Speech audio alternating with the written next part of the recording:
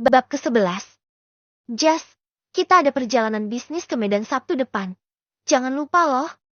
Vera mengingatkan. Hah? Medan? Ya ampun, aku lupa. Aku menepuk jidatku karena memang lupa. Nah loh, lupa kan? Dasar pikun. Ejek Vera.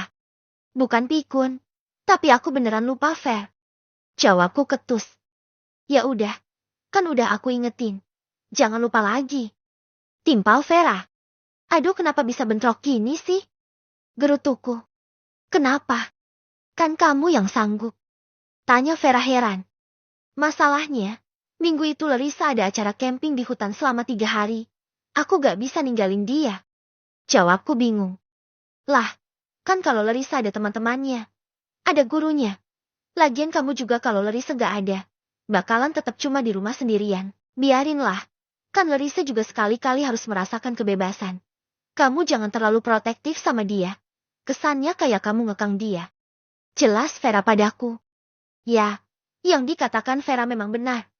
Aku harus membiarkan Larissa menikmati kebebasannya sebelum dia benar-benar jadi istriku seutuhnya. Mumpung dia masih muda dan bersekolah. Aku harus membiarkan dia menikmati masa remajanya. Jas, menurut aku, sebaiknya kamu segera publikasikan hubungan kamu sama Larissa deh. Ucap Vera kemudian. Aku menoleh padanya. Kenapa? Tanyaku. Kamu gak bisa selamanya rahasiain hubungan kamu sama dia. Kamu gak takut kalau misal ada cowok yang deketin dia terus jatuh cinta sama dia? Secara, dia cakep loh. Jawab Vera dengan membuka-buka halaman berkas di tangannya. Tapi belum saatnya, Ver.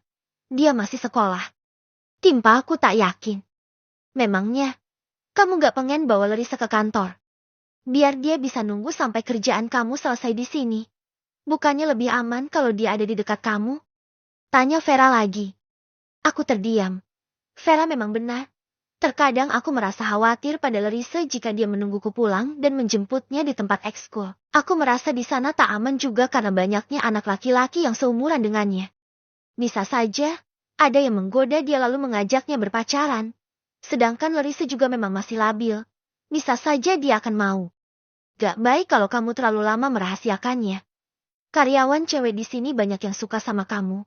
Mereka masih berharap sama kamu karena yang mereka tahu. Kamu masih single. Ucap Vera mengingatkan. Terlebih lagi, kamu juga harus bisa mengerti perasaan Larissa. Dia juga pasti diakui sebagai istri kamu di depan semua orang. Tambahnya. Aku bingung sekarang. Di sisi lain, aku juga ingin memberitahukan semua orang tentang statusku. Tapi di sisi lain lagi aku ragu. Aku takut itu akan mengganggu status Larissa yang masih pelajar. Aku juga tak pernah mengajak Larissa menikmati liburan atau sekedar jalan bersama. Kami terlalu sibuk dengan kegiatan masing-masing. Aku hanya bertemu dengannya pagi dan malam saja. Jika hari libur barulah kami bersama seharian di rumah. Hubungan kami jika diartikan memang tak seperti suami istri, tapi lebih ke sopir dan majikan. Kurang lebih sih begitu. Apa iya?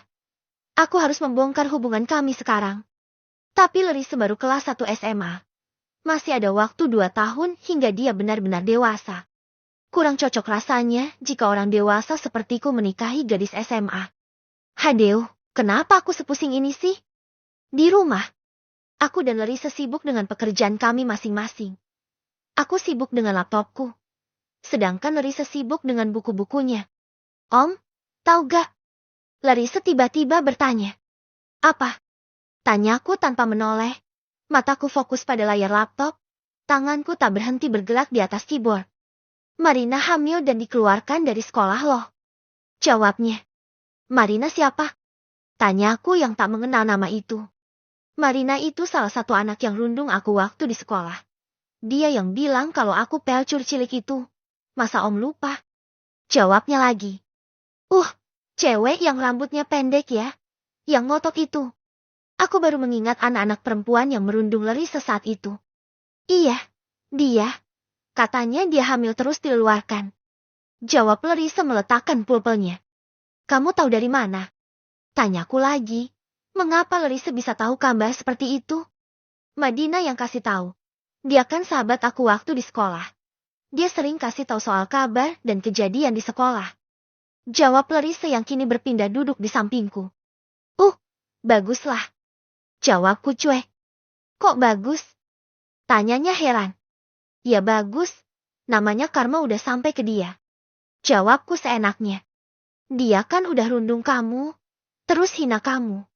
Taunya dia sendiri yang hamil duluan, bukannya itu yang dinamakan karma. Tambahku. Larissa mangut-mangut mengerti dengan perkataanku.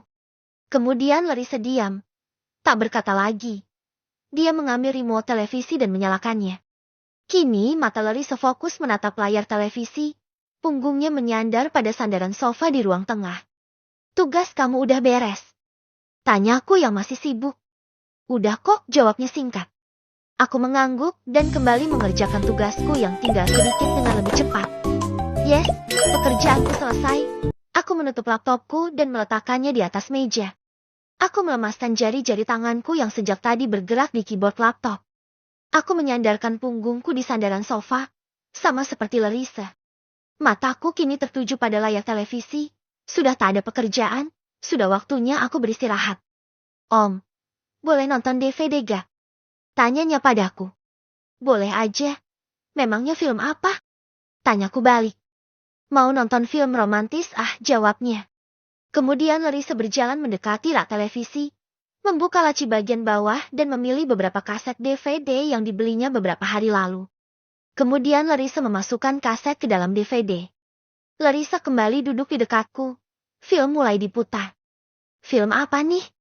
Tanyaku yang tampaknya aku ini gaptek soal perfilman. Aku memang sangat sibuk dengan pekerjaan, sehingga tak begitu tahu tentang film.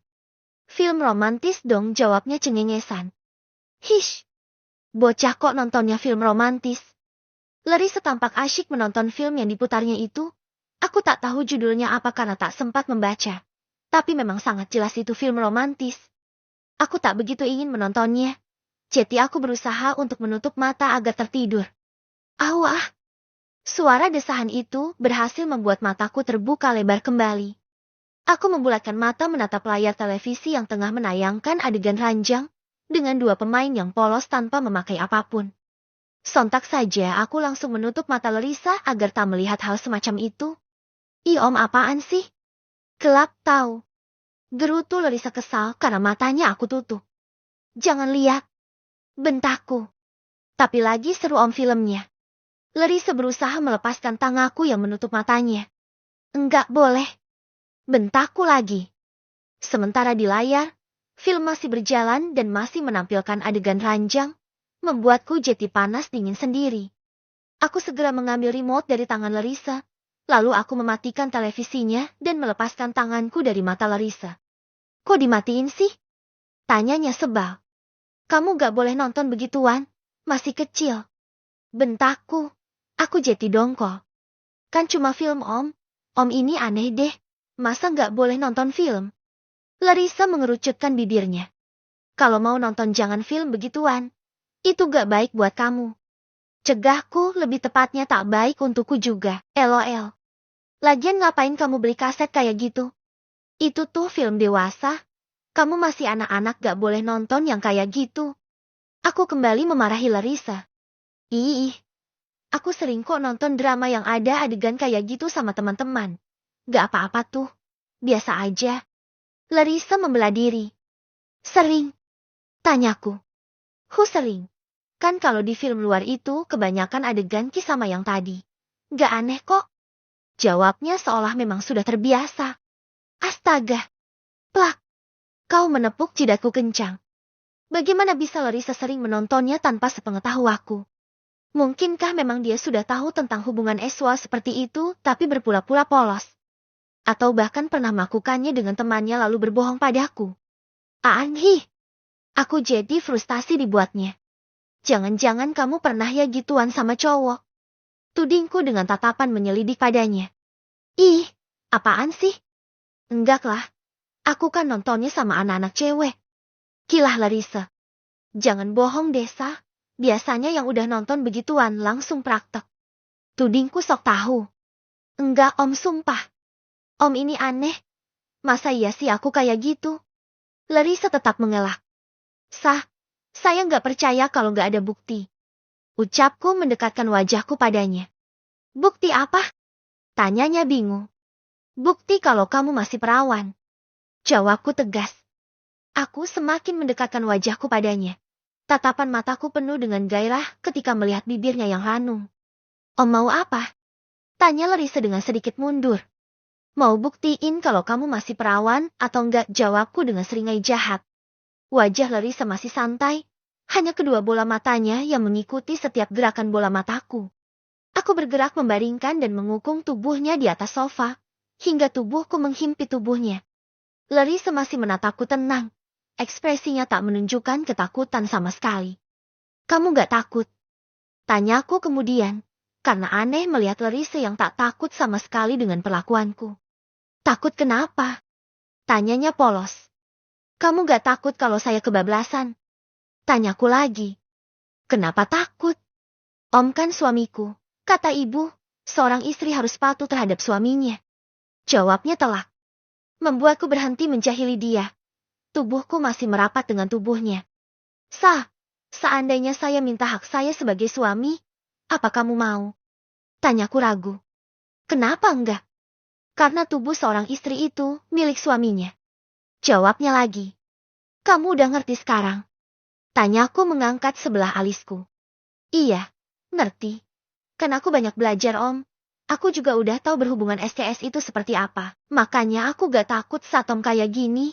Aku udah siap kok jadi istri om seutuhnya. Jawabnya jujur. Aku menatap kedua bola mata indahnya. Dia rupanya sudah banyak belajar selama ini. Aku menyentuh pipinya lembut. Kemudian bibirku melahap bibir bagian bawahnya. Larissa membalas dengan melahap bibir bagian atasku. Kami bergumul, berciuman mesra di atas sofa dengan posisi tubuhku berada di atas tubuhnya. Aku merasakan gairahku mulai meningkat.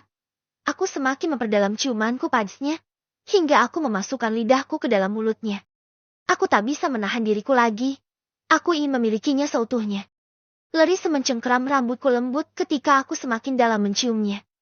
Tangan-tanganku bergerak mengusap tangan hingga bahunya. Aku sangat bernafsu. Aku tak bisa mengendalikan diriku lagi. Tanganku beralih untuk membuka kancing piyamanya. Tapi, aku teringat janjiku bahwa aku takkan melakukannya sebelum Larissa lulus sekolah. Seketika aku menarik diriku dan menarik tubuhnya untuk duduk kembali ke posisi semula. Kenapa? Tanyanya dengan memiringkan wajah melihat padaku. Enggak, saya harus tahan diri. Setidaknya sampai kamu udah kelas 3. Saya gak mau masa depan kamu rusak. Saya harus bisa tahan. Jawabku berusaha meredam kembali hasrat dan gairah yang tadi memuncak. Larissa menggenggam tanganku erat. Kepalanya meyandah di dadaku. Makasih om, ucapnya, dengan melingkarkan tangan yang satunya di pinggangku. Aku tersenyum, mengeratkan genggaman tanganku padanya dan mengecup pucuk kepalanya. Aku mencintaimu Larissa. Maka dari itu aku takkan merusakmu. Aku akan menunggu hingga hari di mana kau sudah pantas menjadi ibu dari anak-anakku. Bab kedua.